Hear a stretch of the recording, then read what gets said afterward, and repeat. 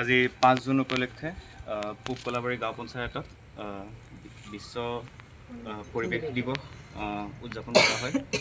এই উদযাপনৰ নামত আমি বিশেষ বহুত কেইটা জেগাত চাফা কাম কৰিছোঁ। তাৰপিছত গছপুলি ৰোৱা হৈছে।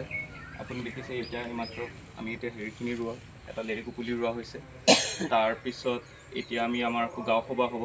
গাঁও সভাত আমি সকলোকে অৱগত কৰাম পৰিৱেশটো চাফা কৰি ৰাখিলে কি সুবিধা হয়, কি হেৰি হয়। তাৰপিছত আমি আমাৰ স্বচ্ছ ভাৰত মিছনৰ কথাও পাতিম।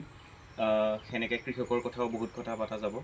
তো গাঁও সভাখনতো সেইবোৰ কথা হয়। বাকী সেই পূব কলাবাৰীত এনেকৈ উদযাপন কৰা হৈছে।